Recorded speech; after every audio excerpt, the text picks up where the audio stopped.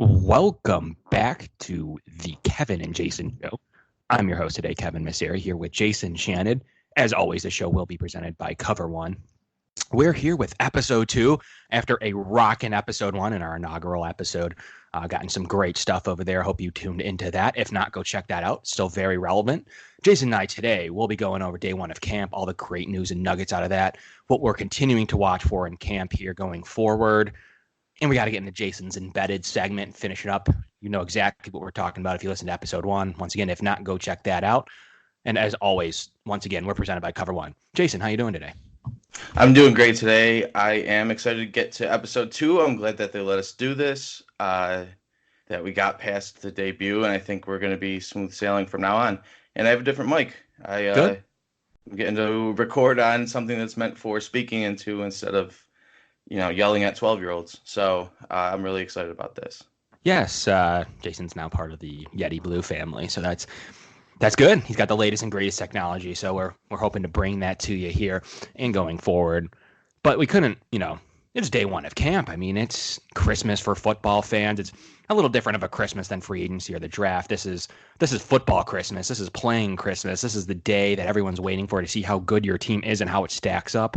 And everybody has Super Bowl aspirations, and no shortage of at least playoff aspirations here in Buffalo. At least through day 1 of camp. Josh Allen's in there roaring around. Press conferences were being had. First of all, Jason, what did you take out of any of that press conference? Anything that at all that you could take out of any of them said, or are you just taking that as a McDermott specialty? Yeah, they're pretty remarkable at really saying nothing. I mean, it was 18 minutes long, and I remember almost zero of it. I was just trying to go over what they had said. I know that they had kind of repeated some of the stuff that was reported through the day about who had shown up to practice, that they were relatively healthy. I mean, I'd say that's the first thing. We got a pretty healthy team. The Croft injury doesn't sound that great right now, though they said he's progressing. But I guess you kind of always are progressing when you're hurt from an injury. You just don't know how far along. The fact that Gore is back, I guess, is a good thing. I don't expect that they're going to run him into the ground anyways. And then I would say, other than that, we really don't have anything that they at least had disclosed, and nobody that was obviously like really not practicing. Right, especially pre-practice 1. Yeah. And then the other point I had told you earlier, I know this isn't like a mind-blowing shocker or whatever, but Kurt Coleman's going to make the team because he probably was going to be the third safety anyways, but Sean McDermott can't stop saying enough good things about him. He said he was the guy who told the Eagles front office to draft him. He was there when they signed him in Carolina. He's basically his favorite player, so he's not going anywhere unless he basically chooses to retire. Yeah, and played really his best seasons under McDermott too. He had some really good seasons in Carolina. Yeah, 7 pick season. Yeah. Yeah, he's good. I played nerd sim football, and he was a 7 or 8 at one point, which is a 10, and that's pretty high. And deal. Now I have him signed under like a ridiculous amount of money. That's a story for a different day. But he has had good seasons. He's still, I mean, he's not 40. I mean, he's what, 31? No, but he's a few years removed from very good years. Yeah, that's true. But I mean, they're replacing Raphael Bush. It's not like he's coming in to replace Poyer or Hyde. I think he's a good safety 3. I don't think it gets too much better than that. I mean, if it does, then that player's probably replacing a starter. But I mean, he's who you're looking for as a safety 3, a guy that you could probably come in and rely on, knows the scheme. I like Kurt Coleman. I think it was a fine sign. Jason, I want to propose this though. Why? Okay. Why did they need Raphael Bush to retire to sign Kurt Coleman at $1.3 million or whatever it'll turn out to be? That shouldn't be enough of a deterrent if you really love the guy.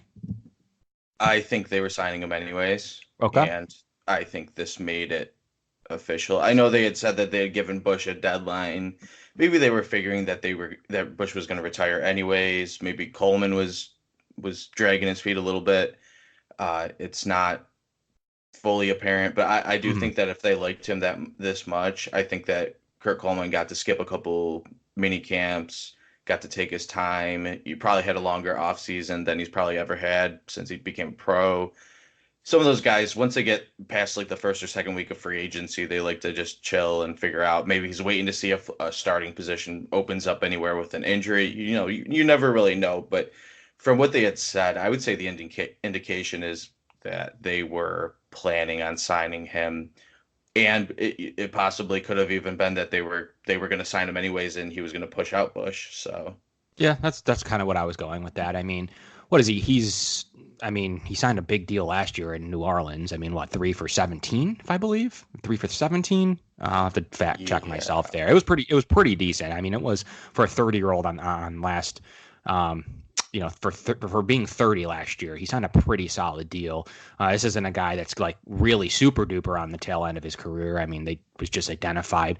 I carried a $5.25 million cap hit. I do know that. So 3 for 17 is probably close to what he signed. I don't know how much of that was real and slash fake, but he's a player that was identified to be, I mean, a starting caliber safety last year, by potentially quote unquote Super Bowl level team. So um, I really like the signing. I think he's going to help a lot, and he caused a little bit of stir. I saw by Pro Football Talk when he said that he believed the Bills had a Super Bowl talented roster. So there is that coming from Kurt Coleman.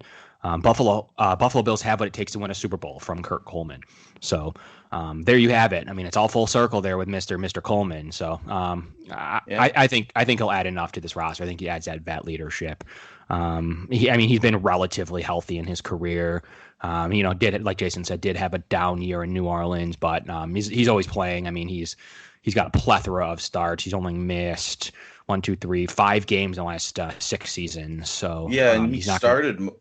started most of them, Yeah, and he did. He you really have did. to figure, and even with Bush, because we had signed Bush after maybe a year or two that he was down. Never was actually a spectacular player, but it had No. been legitimately down for a couple years, and you lessen his workload a little bit. Maybe you move him around into situational things instead of playing every single play where you get plays where they can take advantage of him. Maybe it's a scheme that he's not quite as comfortable in. You're basically putting in Kurt Coleman, barring an injury, and both of the safeties there have been pretty healthy. Uh, Barring an injury, you're playing him in situations that are advantageous to him.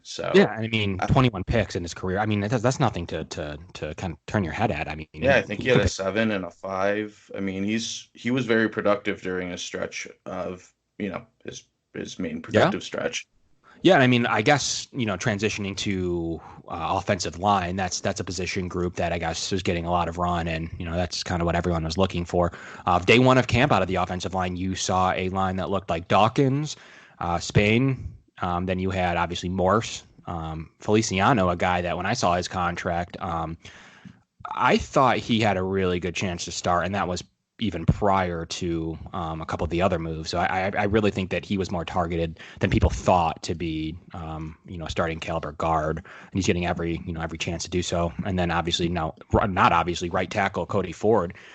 Stepping in there day one, guy that, I mean, if you watch the embedded, which we'll get into in a little bit, that this front office really wanted. I mean, they really thought they missed him. So um, he's going to be your at this point, day one, starting right tackle. I mean, he gave Feliciano 2 for $7.25 million. I mean, he's on the cap for 3.5, but that does leave a really expensive backup swing tackle in Ty Inseki on a 2-year deal as well. So, but I mean, worth his weight in gold there, Jason, to have a swing tackle that can play left and right, can pretty much start and not be a big downgrade to any of the two starting tackles. So, I mean, it's significant. I mean, the front, we'll say the top six, Jason's a lot better than anything we put on the field last year. Kind of what's your indication of that? Call it the top six, and kind of what were you kind of any shockers there? Um, no, I mean, for first off, I'm never going to complain about having too much depth on the offensive line. Like that, after the last couple of years, that's not something that Right. I mean, that's just such a blessing to have at this point. And it was definitely an intentional thing. And linemen always get hurt, or maybe somebody doesn't pan out quite like you think they will. And then when you have one weak link in an offensive line, I mean, it really does bring things down. A lot of people say that an offensive line is as good as your weakest link, and even just the most important thing isn't having one or two outstanding linemen; it's having zero really bad ones. So that you definitely get to avoid that by just the depth that they have. And I think Spencer Long is going to find his way into it too. Um, yeah, I mean, I'm a little surprised by Feliciano.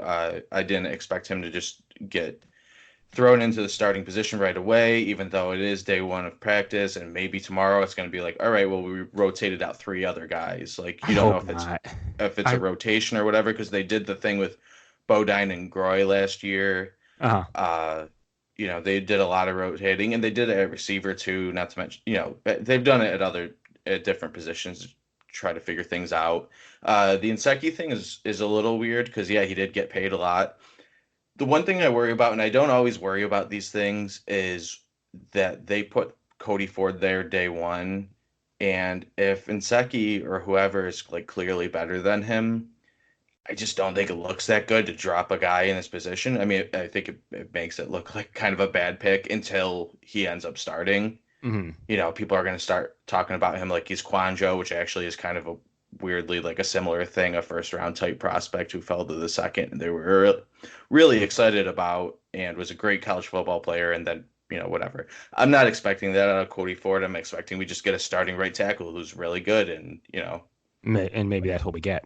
Um, maybe that's what we get, but I just don't. I think it would look a lot better if he started on the second string and then worked back up. But maybe they're really confident in it. Maybe they don't care about the optics whatsoever of, him maybe losing his job. They're just like, we'd rather just see him have the practice. mhm. So it's not for me to worry about. It's for them. So Yeah, and I'm gonna, throughout our show here, I'm gonna do a funny drop until shout out to DJ Hogan. He's gonna make oh no. our official show drop. I'm thinking kind of something like the Kevin and Jason show. It's Kevin and Jason, something like that. Like I don't know exactly what I'm thinking. Can we Um, can we talk about this because I have something Yeah, but to. no, text him seriously. So anyway, shout out to DJ Hogan who'll be making that drop. But I'm gonna need him to make me another drop, which is relevant to this topic. Okay. That's something like cap knowledge, something like that, just something like that, because it's cap knowledge time, which means Kevin's gonna get into something cap related.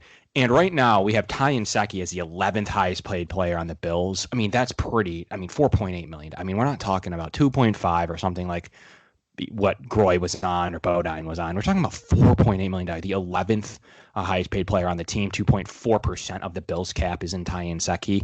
The odds that he's not the sixth lineman are pretty good to me. I mean, he's got to be 1 through 5 at some point. So, Jason, you're on to something. If Ford struggles at some point, he could be there. But it could be any of the, and really beside Morris, it could be any of the other three if they struggle. I honestly thought that when we did that contract, I was thinking Inseki at left tackle because he was Yeah. getting paid a decent amount and played there very well for Washington. Move Dawkins inside and do some sort of combination with Morse, uh, you know, Long and who did I forget? Feliciano?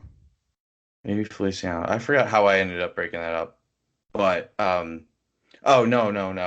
It would be Ford on the right, right? Yeah. Yeah, and Secchi and Ford on the tackles. I just totally lost my train of thought. And Secchi and Ford on the tackles, and then yeah, you get random guard, whether that's Spain, and then Mm-hmm. Dawkins on the other guard, and then you have Morse at center. And I thought that was a good way to play three guys I think are probably going to end up as three of our best linemen, and Dawkins and Secchi and Ford. And you really can only play two if they're all playing tackle. I know people had talked about moving Ford into guard too, but I just think he's like a long-term projection at tackle. I really wouldn't want to move him inside to move him back outside. Right. I know some teams do that, like Laramie Tunsil did it, where he spent a year there. But I'd rather him just get the development at tackle. Yeah. Anyways, I do think that Inseki will find his way into there somehow. If not, that's a weird signing. But at the same time, I also don't worry. Again, I'm not going to worry about having extra linemen and somebody's going to get hurt or somebody's going to struggle. Like it's Yeah, I mean, just going didn't to Dallas do it with happen. Lale Collins? Like, didn't they have him at guard at one point? I can't remember. Yeah. Um, Well, I mean, he was drafted as a guard, and I think they figured out how to move him out to tackle later. Yeah, I mean, there's plenty of players that do it. A lot of guys that struggle. I remember like there was a string of like Iowa guys like would move Robert Gallery inside, but then they'd be like, oh, well, I guess he's just a better guard. Like he's I not mean, going to tackle. I know But advanced stats are stats people love tying Seki. Like, I mean, he was like a pretty advanced stats gem. But 33 at 2 for 10. I mean, that's telling that, like, I mean, he's 33. Like, I know he started late. It's not running back. I mean, but at the same time, he's still 33. I mean, they also had to have told him that he was going to start there. right, They had to have. right. So I'm not So, sure how long he's going to be that six.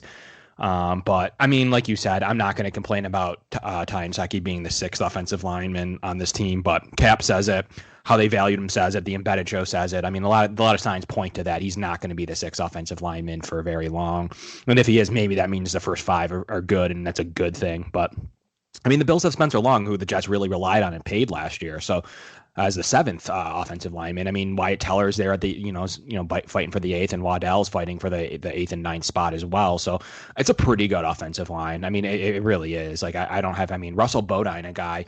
Groy's not on the team, obviously, but Russell Bodine's a guy you relied on heavily, and he's solely on the chopping block based on how much they need to center too. So he's pretty much fighting with, I'd guess, Long, and I would say he's well behind Spencer Long at least today. I mean, that could change after a couple preseason games, sure, but yeah. I mean, Vlad Dukas is laughably on the roster still, but I mean, he was at one point in the top 5 or 6. I mean, it's a good unit. I mean, I don't know how good it's going to be, but at least it's a deep unit, and It's I still improved. That's for yeah. sure. And I still think 6 through 9 or 6 through 10, however many they keep, could be better than the starters that they had last year. So I think it's a good unit. Going into receiver, some cool stuff coming out of there. John Brown pretty much being every down wide receiver one from what it looks like. Cole Beasley didn't leave the field either. They're two big free agent signings at the position. Both were potentially underutilized in their respective teams. John Brown was great under Joe Flacco, but underneath Jackson, I mean, not very good. Stop getting the ball. So, I mean, I don't know. Stop throwing. I mean, if we're gonna try to say anything about Josh Allen, you need to get into Lamar Jackson, but that's a story for a different day. But Zay Jones was there, really, obviously, quite frankly, those were the top three. Robert Foster was a little further behind, but obviously the fourth. But then that's where it got interesting. Jason, was there anything you saw or read, whether it's in those top four or not, that you liked from anyone? Like, what's your take of the receiver position? I mean, it seemed like it was a fairly. I think everybody saw what they wanted to see, at least for the first day of practice. People seem to be raving about John Brown. Cole Beasley's already got a connection with Josh Allen, so those are good. A-okay with me. I want those guys to succeed. I'm one of the people that predicted that Robert Foster was eventually going to be wide receiver one. That could still happen. I think he's talented enough to do it. But the fact that those other guys look good right now and have already started to build chemistry, totally fine with it. I don't care if I'm wrong, as long as we have 3 or 4 good receivers. I don't care. So, that's interesting. And I think the back end of the roster guys, too, are going to push. I mean, Andre Roberts is a guy that has some wide receiver experience and is going to be on the team. So you really only have one spot. Yeah, I think there's one spot, and I'm assuming it's going to be David Sills or Duke Williams. Obviously, Isaiah McKenzie is out there. Your Nick Easley's. I'm not looking at the depth chart right now. Junior, Cam Phillips, Ray McLeod. Ray McLeod. Yeah, there's a bunch of guys. I mean, I wouldn't be shocked if anybody made it. Could be the sixth. I really. But I think it's Sills and Duke Williams will be the competition. And as I had seen the rest of Bills Embedded, I now understand just the level in which David Sills was coveted by this team. So I think he's going to get every opportunity. General manager after the guy. Just like even he admitted that he's never worked that hard in free agent. We'll save some of that for Jason's embedded segment here coming up. But he's a good unit. I mean, Isaiah McKenzie, he's really fast. I mean, they liked with the versatility. He contributed last year. Yeah. I mean, he wasn't just an athlete. I mean, he played some big moments. Yeah, he made plays, especially in the run game. He made plays. Duke Williams, a guy they really like too. He can do everything. David Sills, obviously a guy they liked his UDFA. Ray McLeod, a guy they drafted. I mean, not my favorite player. Could he have developed? Yeah, maybe. I'm excited to see him here this weekend and going forward. Absolutely. First of all, shout out to Cover One and their work. Eric's there on site doing some stuff. The team will be in and out all weekend, all week, next week. We'll be there, Jason, at some point. doing our Mm-hmm. thing, kind of covering it. So shout out to them. And if you like their content, Eric released some great stuff over on Cover One, the premium app. Make sure you go ahead and subscribe to that. It doesn't really cost much, and it keeps the site going, and it keeps some really good content flowing in. So check out those premium levels, and you get to chat with your boys on the Cover One Slack channel. One that's, I mean, I'm not kidding, it's roaring. There is Roaring. some really good Bills talk in there. You can talk to who you want. You can avoid who you want. You can private message anyone in that chat. There's about 263 people. I'm looking at it right now. So it's worth it. It's fun. I mean, it's a good community. And once again, it doesn't cost much to be a part of the premium And subscription. it's less toxic than Twitter. Let me tell you, you can really get a conversation going without somebody like telling you that you're fat. I mean, it really, you can really get some Bill stuff down, and some of the most knowledgeable people that you see on Twitter are also there with a lot less of the distraction. So Yeah, definitely been a good experience for me so far as a recent joinee. yeah. So you got some of your Twitter favorites in that. So, make sure you check that out. And obviously check out the other shows that Cover One puts out, Cover One Buffalo and Cover One Draft. Both great shows, and do things a little bit differently than our show here. So make sure you check that out. And finally, the Cover One app, too. It pushes all of our stories. This podcast, it gets pushed to that as we're still rolling out on iTunes and Spotify and all your other where you get your podcasts.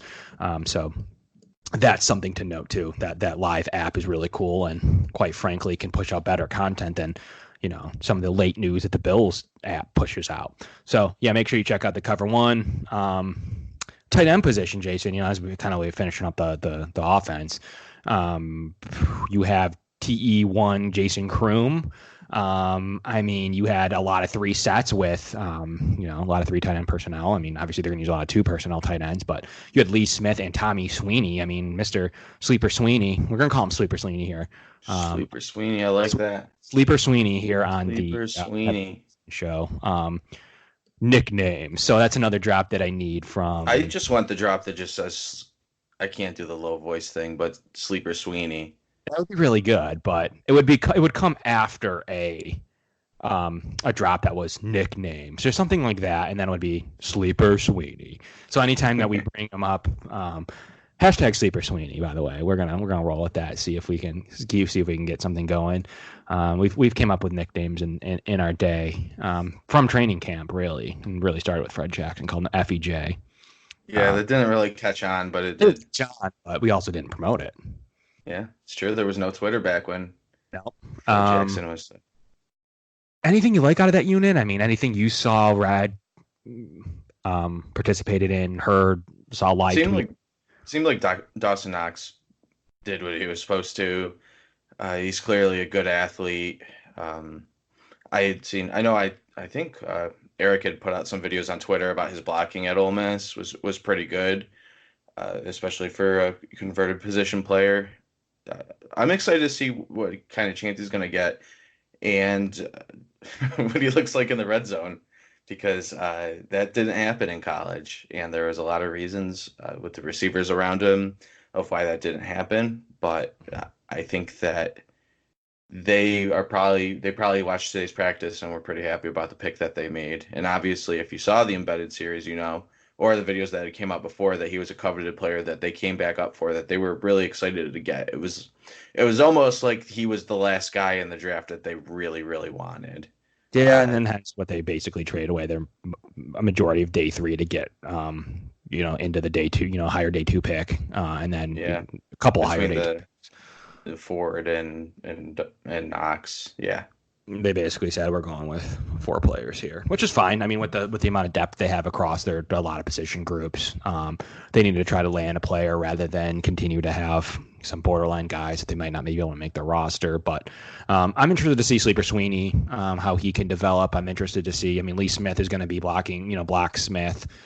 So we're not going to really have an issue with him. But Jason, I mean, it is a battle with Jason Kroom. I mean, he's might make the roster while Croft is on PUP, but what happens at that position once he's healthy and ready to go, that'll be a pretty interesting. You're going to track that pretty exclusively to see, where Sleeper Sweeney is, where Jason Kroom is. We'll take a note on that. But yeah, Jackson's still hanging strong. Jason, wanted to get into him quickly. Yeah.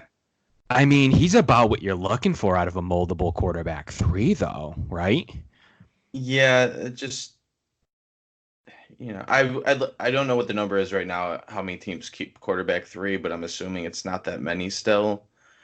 Um, I 'Cause think it roster floats spots around are, 50-50, depending yeah, on I the know time. it varies going up and down and depending on what the trends are in the league. But roster spots are really valuable. I have a feeling they're going to be very valuable on this team this year. Yeah. I would say he'd have to have a pretty outstanding preseason to the point where they would He say, can't stay well, we're, in practice. Yeah. yeah, somebody's going to pick him up. If he has that kind of preseason, then I think we keep him. But if he's average, shows potential, anything like that, like I think we're going to cut him and hope that we can get him back on the PS. Yeah, I know it's worth noting one thing. Remember, I mean, some of you hate Jason, but you have 7 inactives on game day. Oh, So I hate it. I mean, if you're going to inactivate a quarter, I mean, you have to have an inactive anyway. So if you have to play the practice squad game and you're going to have an inactive, and you can protect him by, he can't play. I mean, you got to have 7 players that can't play, and you can automatically have your QB3 inactive. But he's going to run your scout team. He's going to be able to mimic some of those faster, more aggressive, strong throwing quarterbacks. He can help out that scout team a lot. He can learn, and you're not exposing him to waivers. You're not exposing him to another team's getting, an injury willing to risk on a quarterback 3. But there's a point in the season that teams will just be like, yeah, it's week 5. My backup sucks. What do we have to lose? I'm gonna go pluck him from the Bills practice squad. So it is an interesting game you have to play. And then I mean, Jason, who are you? You're inactivating these guys anyways. I mean, are you really that desperate to keep Abraham Wallace or Mo Alexander? I'm not Oh, sure. you I'm went not sure. pretty far down on the roster there. Yeah, all right. We'll move it up a tick. Well, in like so you would have to play Mo Alexander, which means you're probably sitting Name me an TJ inactive. Yeldon or Devin Singletary, Yeah. uh, or Voshon Joseph or EJ Gaines. You know, Yeah, I'm just trying to think of an inactive player that wouldn't be used. Like I mean, I would really do like a Lafayette pitch, Ryan Lewis. I'm gonna go with the cornerbacks guy. The 6 cornerback here: Pitts, Lewis, Denzel Rice, whoever um, would make the team but might not dress. I mean, that's who you're risking to me, and I think that it's worth keeping a quarterback 3 over that. I know there's some Pitts fans out there. I don't see it. I don't think he did anything on special teams. I don't think he's I'm very not a good on pithead. defense. Yeah, I don't like the guy as a player, I I should don't have say. any problem with him. I just He's not good. I yeah. I, I watch him. I focus on the players that take up roster spots, and I try to figure out why. So that's why I'll focus on that like 50 to 60 ranked player because I want to know where they're using him. And last year it was he was a crossman guy. I didn't like him. He had to play a little bit on defense at times. I didn't think he was very good at all. I think he's a waste of space. So that's my opinion on Lafayette Pitts. Played a Maybe lot of special teams. yeah, maybe he'll prove me wrong, but I'm still wanting to use my special teams roles on the Vosan Josephs, the Corey Thompsons, the Julian Stanfords, the Deion Lacey's that can maybe play a lick of linebacker, and some of those more than others. Yeah. And even the DBs, based on which one isn't starting, the Levi Wallace, EJ Gaines battle. EJ Gaines seemed to have a pretty decent day today, but that's kind of what I'm looking for out of my special teamer, a guy that, quite frankly, if there's an injury that happens, you elevate him to starter and you're getting like decent play out of him rather than having to stick in Lafayette Pitts. And quite frankly, he's Justin Rogers level of a cornerback. So, No, he's not. I mean, No, with the he's playing Justin time that Rogers Rogers got, I level. mean, he had Geno Smith light him up. And Geno got to make a highlight reel out of Justin Rogers. I don't know. I mean, we would see what would happen with Lafayette Pitts, but I don't think he's a good defender. Does he present something on teams? Yeah, apparently he does. The teams were so bad last year that, I don't want to hear about it. But Mike Love being the second defensive end, Jason, as we, get into defense here, already started with DBs, but Mike Love being the second defensive end, I mean, being the guy from last year, college free agent last year, pretty much being ahead of other Shaq Lawson's backup to Jerry Hughes. He's the backup to Trent Murphy. What's your thoughts? Yeah, it's interesting. I mean, to have him head of Yarborough, right? Yep. Yep. But they've seen a decent amount of them, and generally, I do think when you get a guy who they've kept around for the whole year, even got him some playing time at the end of the year, bring him back for the next season. Clearly they see something because, that's the same route that like a Pitts took, or usually those guys end up making the team sooner or later. And I It's don't the know. Ike Boettger route too. I mean, they did the same thing. He's the offensive Right. version. Yeah, So I always watch out for those guys because guys just get recycled. If you're between 65 and 90, like they're gonna churn you out for another guy they can look at, a week later. So, yeah, it's interesting. At the same time, I would love to see what they roll out in day two and day three, because yep. maybe these things really are part of rotations. Maybe he's getting the first shot. Maybe he was the best weightlifting defensive end who wasn't a starter, and they thought that since he worked so hard, he gets a place up. You don't really know. Those things are all going to manifest themselves later. So I try not to jump too hard into looking into that sort of stuff, but it is interesting. Yeah. Again, last year we had Malachi Dupre playing as like wide receiver two on the second day of practice. I had found day one and day two from I think Joe Biscaglia's notes from practice on the depth chart, and they were. That was a I mean, really bad receiving our core. our offense was really really bad, and I think we did start that one more injured too. But yeah, I mean, we were looking at Malachi Dupre on the first line. We were looking at Robert Foster, who had just come off of 300 career receiving yards, like as like wide receiver four. Uh, there was a lot of interesting stuff.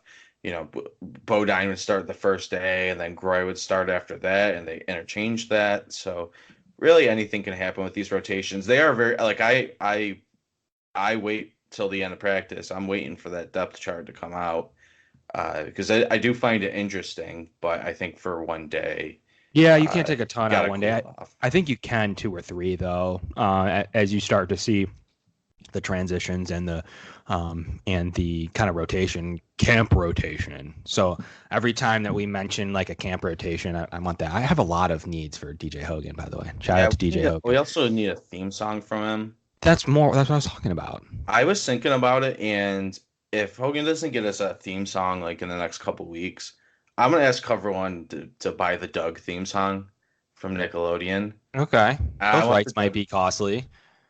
I don't know. It shows like 25 years old. Like, don't those things usually go into public domain?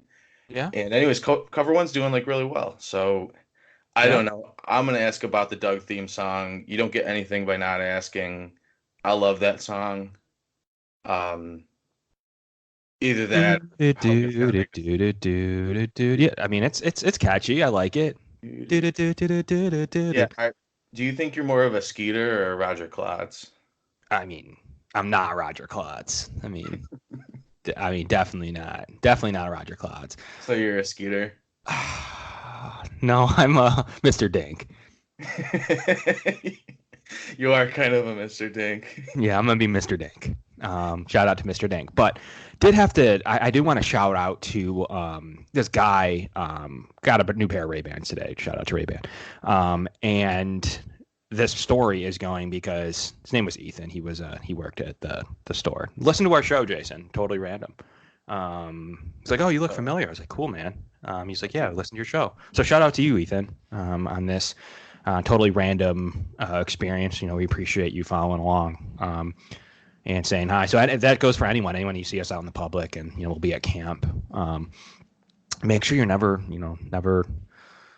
scared to say hi. We're not too big for this. We enjoy this thing. So The we Lou do a lot Bega of. Twitter account is still ahead of me by 1,000 full followers, and it only tweets in German, and it hasn't posted since 2012. So I'm not too famous for anything. Okay. I mean, I'm not famous. I'm at 4,000 followers. That's not that many. You're borderline recognizable. Yeah, I mean, I guess so, but it's not important. What's important is that you guys listen to our show, so we really appreciate that. We're gonna have some great guests on, by the way. This is only episode 2, but we'll go down the list. We had a huge shout out on Twitter. Was that yesterday when it was just everyone was kind of shouting out the best camp follows and the best camp shows, and we're gonna have a lot of those names on. We'll probably have some of the Rumblings guys on, the New York Upstate guys. Matt Perino, great guy, and Ryan Talbot. We'll see if we can get him on, as well as my guys at Trainwreck just kill the coverage. I mean, Trainwreck kills the coverage too. Get my guy Maniac, get my guy Ty B. best betting site out there, as well as they do great stuff for the community. They've done some really historic people in Studio D though. So shout out to all those guys over there. I mean, they do an awesome guy. I mean, Degenerate Al, shout out. So we're gonna have some great guests as we go forward here in this thing, and see if we can get some bigger names too that cover the team. But we really enjoy doing this, and we'll have some other Cover One crossover guys coming on too. So watch out for those future episodes. Yeah, it's gonna be a great time. And here we mentioned that, it's just day one. We can't take too much out of this, but anything you're continuing to watch as camp develops. I know we kind of merged that into a little bit of our conversation, but is there anything specifically that you're continuing to watch day 2, day 3 in the first third of camp? Offensive line rotations. Okay. And that's clearly the most unsettled place on the team. You have so many new faces. I have to imagine that they're going to be rotating these guard spots because we have like 4 candidates. Like even Teller's probably still in it somewhat as a guy who started late in the year and was a draft pick last year. So I think that, and Seke, I can't imagine him just not getting first reps ever. I have to imagine he's going to get a shot at that at some point. I think it's a little weird that Cody Ford was the first one to do it if they're going to do that, but we'll see. They did specifically say right tackle in the Embedded show when they were talking about him in his free agency candidacy. So we'll see. I mean, that's the way I think that they think about him. It's clear that they still think of Dawkins as left tackle. And, on draft day, they said Cody Ford's right tackle. So a lot of it's been true. A lot of it's stuck to their notes. I mean, Feliciano has been a right guard. I mean, it's a good unit, and I think that if they have Ford ahead of Nsekhe, I think they want Nsekhe active on game days. They're going to pay $4.5 million to have a guy that can come in a pinch if Ford or Dawkins are young, really affordable tackles. I mean, they're guys making $1 million. You have a $4.5 million security blanket and a guy that can probably play almost as high as those two players. So really that's what he is. And you can afford to have a little bit higher cap as your 11th paid player because your 2 starting tackles are at $1 million apiece. He has some good values except for Morse. He went out and paid a center, but he has some really good values there across the offensive line. So I would agree. And then running backs got to be the rotation I'm looking for. They kind of hoarded McCoy. Haven't let him talk to the media yet. Is he going to be a true running back 1? Is he going to be running back 2, running back 3? Is he going to be gone? There's a lot to look out for with LaShawn McCoy here this season. So I think that's a really interesting nugget. What they're going to do with Frank Gore, Devin Singletary, TJ Yeldon deserves to be on the team. And certainly I think those 4 deserve to be on the team outside of draft pick trade compensation. I really wouldn't want to waste a raw spot on the Marcus Murphys and Ars Perrys of the world.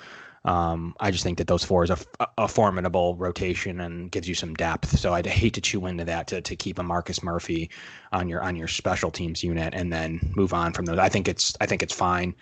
So I'm gonna watch that, and then obviously I'll be UB supporter, and even though he wasn't my favorite college player, but I want to see what happens with Tyree Jackson. I think you've become like his biggest supporter now. Like that just completely flipped. Because he played pro ball in college. I wanted to win games, and he was clearly trying to focus on his attributes as a quarterback in the NFL, and not focusing on just dumping it off to your bum tight end. Shout out to Tyler Mabry, who actually went to majored college football, by the way, or major. Yeah, he went to Power 5, and obviously his other receiver did too. But he made me upset at times, and I just love that formidable, like moldable, like quality type of quarterback 3, and I think it makes it interesting to watch preseason game 4 now. That's all. I mean, there's a lot of games that have Matt Leinart. That's going to be very interesting to see him as that guy in the 4th game instead of Leinart or whoever replacement. Jason, they went 4 to 5, maybe more years of signing a guy 7 to 10 days before that game and playing him. Now Tyree's going to be in here since the spring. He's going to know the playbook. He's going to have every ounce to make at least the practice squad and hopefully show that he can make it as a QB3. But it's going to be an interesting game. It's not going to be a guy that just coming in, doing basic but vanilla reads. This guy's going to be trying to make the team. I think it's going to bring up the elevation level of those back end receivers, the Sills, the Duke Williams, Isaiah McKenzie's, any of them that are not considered in the top 5 that won't be dressed. These guys are going to have a formidable chance. I mean, Tyree Jackson's going to go out there and try to make the team, and he does have talent, especially if he's playing against other teams, second and thirds. So shout out to that. That'll be what I'm looking for in camp. But we have to wrap up the show with Jason's final notes and nuggets from the Embedded series. He gave us the top 5 from the first 16 minutes of episode 1, season 2. Oh, season 2. Yeah, of course. Agents of Change. Agents of Change. Now Jason's going to give us the remaining portion of his top 5 from the final 120 minutes of season 2 of Embedded. Bring us away, Jason. What do you got? Yeah, so I wasn't quite sure of how many minutes were left, but I'll just say the remaining time that I hadn't done. It was a great series. I did decide, since I had to pack a lot more into this situation, a lot more into this top 5, we're just going to stretch it to a top 6. Everybody does a top 5. We want to be a little better. We want to be a little extra. We're going to go top 6. And because it was so jam-packed, these are going to be all really important. These are going to be pretty vital to how you experience and enjoy the Bills the rest of the season. So starting with number 6, Stephen Hauschka is a fruit specialist. That's pretty interesting, right? Yeah, no. He's got lemon trees. Yeah. He's got other kinds of trees. Mike Hyde found that very interesting. I think that was a good bonding moment, where now if anybody has questions about apples, papayas, oranges, limes, they just go to Steve, saying, hey, what do you think of this fruit? Specialties. Fruit specialist. Yeah, we should have a drop for that too. Hogan, start taking notes. Yep. Number 5, Mitch Morse comes into the airport, says what he looks forward most about Buffalo. Says in order: wings, pizza, oh yeah, and the people. Definitely the people. Wings, pizza, then people. You know what? I think he's right, honestly. Number 4, Ed Oliver looked really, really confident. That interview was a highlight reel of a guy just being like, yeah, I'm the best. And honestly, like, I'm all for the fact that they actually weren't turned off by that. I thought that maybe that was a little overconfident for them. McDermott seemed to love it. Bean seemed to love it. But they asked him about a certain play, and he was just like, yeah, watch the tape. He said that the first person that is going to be more powerful than him is going to be in the future. It's like that it hadn't happened yet. It was a real highlight reel of like just overconfidence, and he was a really good player. But I thought maybe that they'd be the type of team that were turned off by that. I'm glad they're not. I like confident players. Didn't really seem to border on arrogance. He's going to have to get used to the cold, though. He's lived in Houston his whole life. But I think it made me more excited about him. Yeah, it does. I mean, he went and trained in Pensacola, though. You can't forget that. But they're like, well, that's not cold either. And what was funny, what was funny about that is that I forgot that was pre-draft when I watched that the first time. I'm like, wait, he's not on the team yet, and he's that confident. I thought that was like first meeting. I was like, okay, I get first meeting. Yeah. I think that back when you mentioned who they railed off as their starting up, including Malachi Dupree. I don't think he's in the league as the number 2 receiver. I'm going to go as far as saying they were tanking for Ed Oliver, because that's the position they needed. They knew Kyle was retiring. They had a quarterback. They probably would have taken him at least preseason, like say the draft was in preseason, and they were tanking. I mean, if they're picking 2 to 4, I mean, they thought they were going to get Ed Oliver anyway. So, I mean, he was obviously that high. I mean, he was number 1 for a little bit. Yeah. So, good note and nugget, and they love the guy. I mean, it's clear as day in those interviews that they were going to trade that pick if Ed Oliver wasn't there, and they stuck to their guns and really got the guy they probably would have taken higher. Can I go to number 3 of the most important things about the last remaining? Number 3 is all you. Okay, number 3 of a really important things for the Bills season. I got a lot of anxiety watching Jordan Poyer do the fishing trip. Really? Here's why. I don't have any fear of boats. I like fishing. I'm not a fishing nut or anything. But when you do one of those little chartered boats, it looked like maybe it was probably his wife there, and then a camera person, and then this dude. I'm not saying this dude was like annoying or anything, but I was just thinking he was like bordering on it, where it was just like, how do you get out of that situation? Like, you're on a boat, I He heard you're paid for him. coachable. Yeah, he's asking him all these questions. He's like, "Man, can you just help me catch bigger fish? Like, these are kind of some BS fish that you're having me catch right now." Those were And embedded drops, bro. They were making him ask that.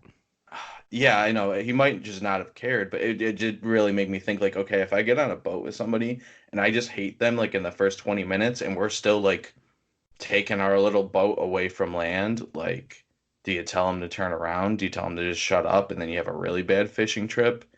I don't know, but like I would only go fishing with somebody I knew, not some guy that owns a fishing boat or a fishing company. I think I learned that from there. Number two, if I'm David Sills and watching this, I'm feeling confused. He got a really, I was a really big ego boost to see how much they tried to trade or tried to sign him. They really went for him. Their entire undrafted free agent class was basically dependent on him, at least from what they had cut in that video. That makes me feel good. That makes me think maybe I'm going to make the team, that I made a good decision to come to Buffalo. Then we get to the pig game with him and Nick Easley, fellow undrafted free agent. They start 3 for 4, and then they they show them brick after brick after brick. They go 3 for 13 the rest of the video. Wow, three Like for 13. then Cole Beasley comes in, who's like 5'8", goes 5 for 5 from three.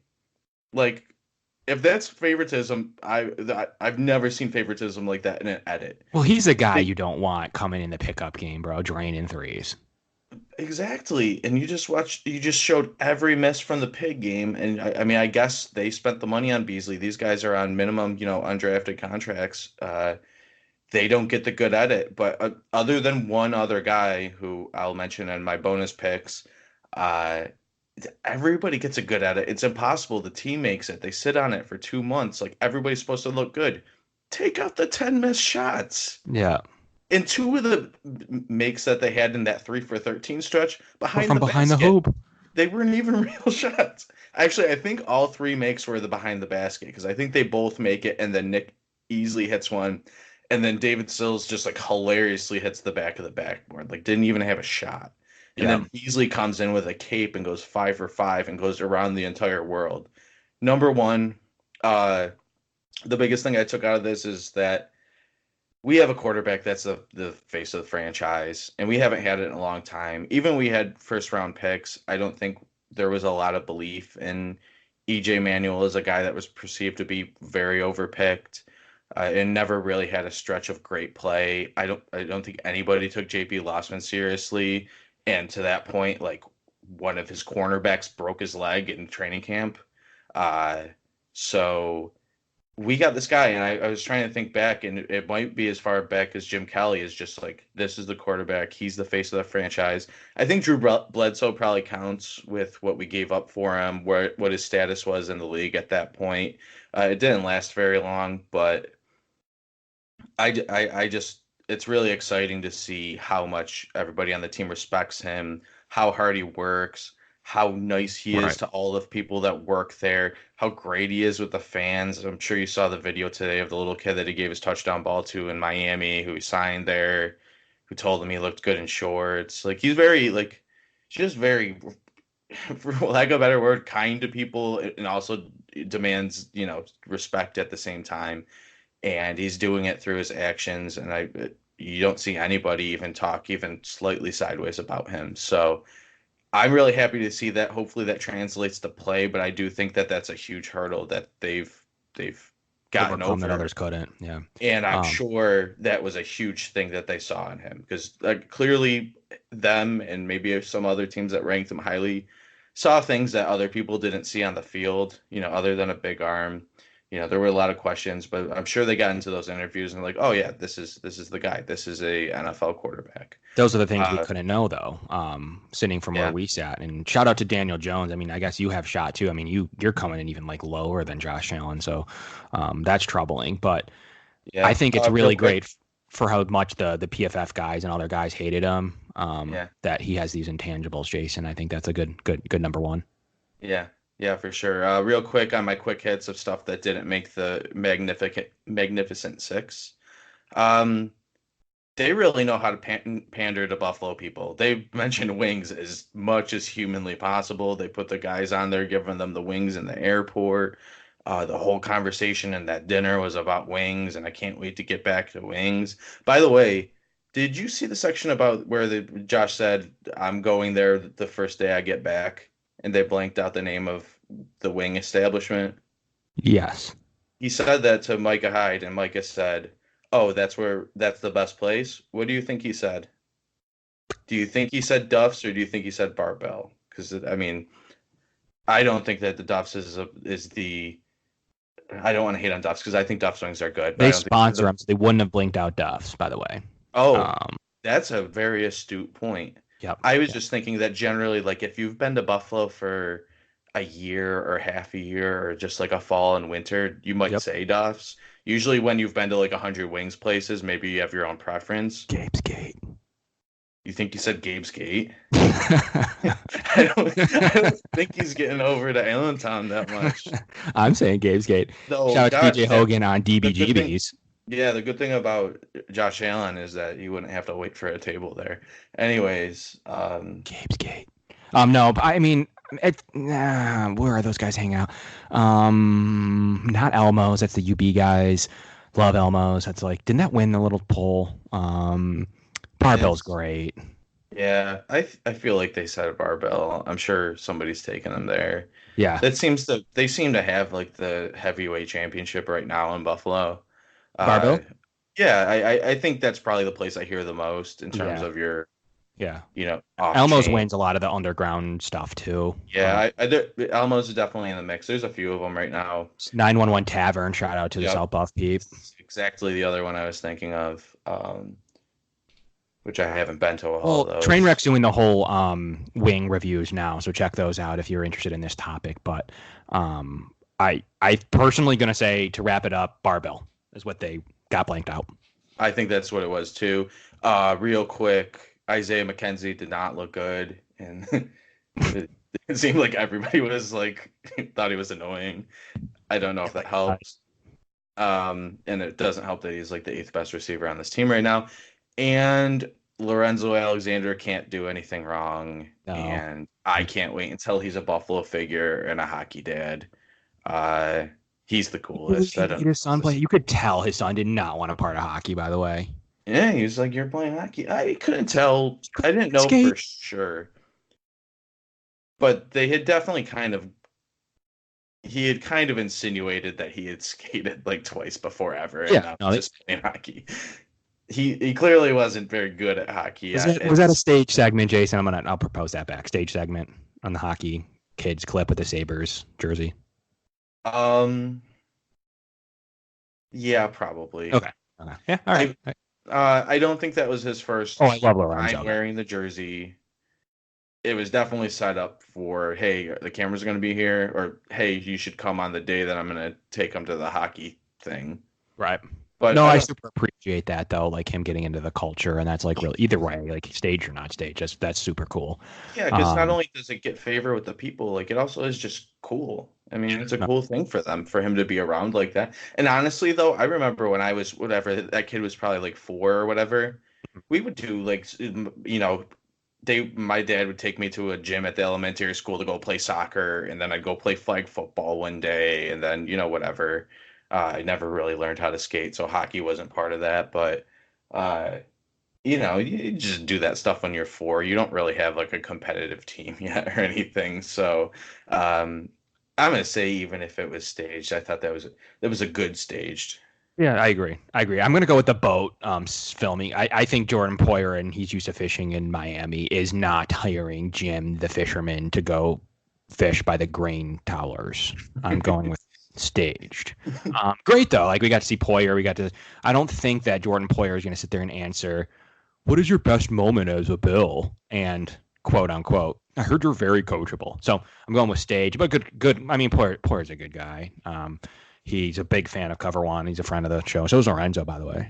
They're both big fans of Cover One and what they do. So really good guys, and they deserve to be featured. They've done it. I mean, they have some of the best value contracts on the team. So that's to be noted too. That the Bills have a lot of good safeties have to stop getting paid. Oh my gosh, I know we're in trouble because we have 2 of the best value ones.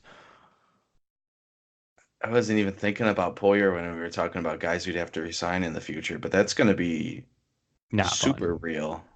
That's not going to be fun. He's only 4.3 against the cap, and that's a lot more than what he was making. He must have had an escalator on his deal at this point, but 2.4 his first year, 3.8 last year, 3.8 next year. So we still have him at a great value next year.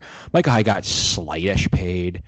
He was also a more established player at the time that they had signed I think he's him. like good. Yeah. 6.6 cap hit we got him for 3 years, so we're in good shape with him.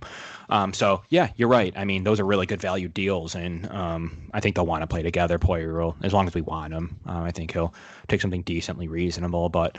Yeah, we have some really good value DBs, and you throw in Trey White, and I think Trey White had a great segment too on the Embedded show, and really shows Trey Jr. and his love for Buffalo. A lot of people quote unquote question it because he deletes his Instagram pictures or whatever. Guy's a baller. He had some struggling moments last year. We all know him. We all saw him happen. He got eaten alive by was it Marvin Jones? No, it was Kenny Golladay.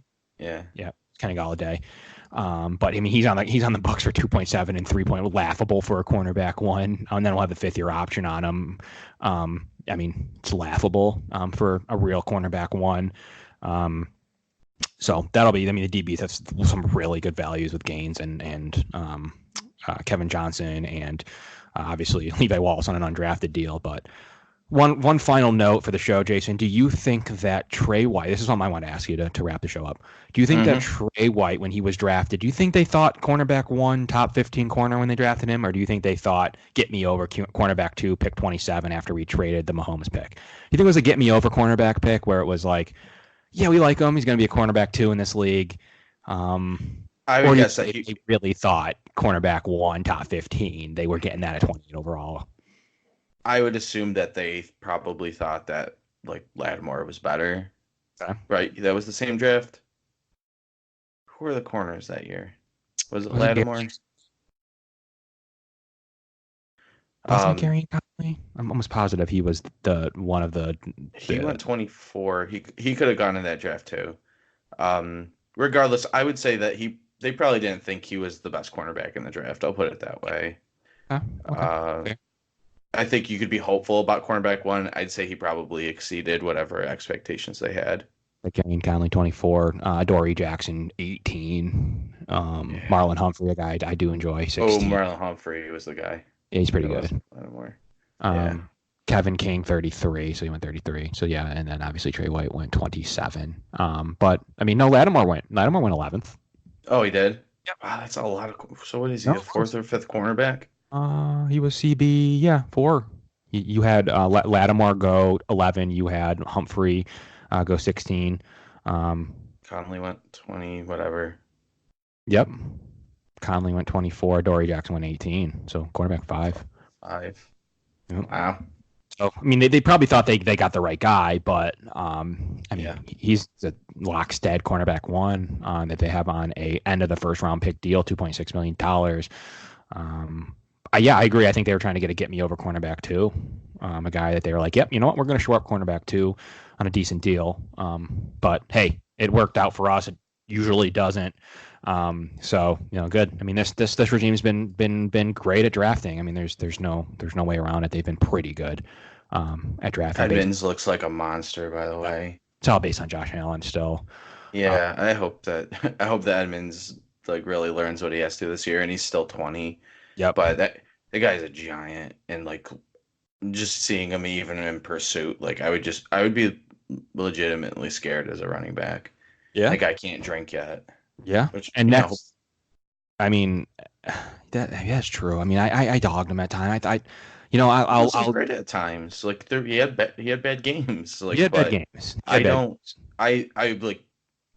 I almost expected that from him more than Josh Allen even. Like they really did pick 2 guys that were like upside guys, and that's kind of where my problem lied. I was fine with Edmonds at the time, but with Allen or whatever, is you really just don't have time to go develop a guy until his 4th year or whatever. Like they need to show stuff early. Yeah. But I think Edmonds is on the right path. I think that this regime's also shown that like it's not like the Whaley regimes who was actually good at finding expensive players and paying them for their talent. This is more of a we will pay Edmonds when he's on a second deal, as compared to letting the guys walk. So I do think it's worth it if they can keep him. I think it was another tank year last year. I mean, look at how bad that offense was. They drafted 2 high potential players on each side of the ball. I really think that it was like a semi Ed Oliver plan, or whoever you want to say. I mean, I don't know, Nick Bosa. I don't know who else would have been. They didn't need a quarterback, so I don't know who else he would have put up there. But I think it was a semi like, let's get a really good defensive player. We're going to finish 4-12. They always exceed that. They always win 2 or 3 games more than they should every time. That's kind of the McDermott way. And I mean, they did it obviously the year they made the playoffs. And if they're expected to win 8-8 this year or whatever, 7-9, whatever you want to say, add 2 or 3 there, Jason, you're going back 9, 7, 10, and 6 again, off the McDermott 2 or the Bean 2 or whatever you want to call it. But it was an action-packed second episode for sure. So much action. Really, a lot of action, a lot of shout-outs, a lot of shout-outs to media members. We did shout out a lot of people. I think it's fair, though. I got a lot of shout-outs. Yeah, they were all... yeah.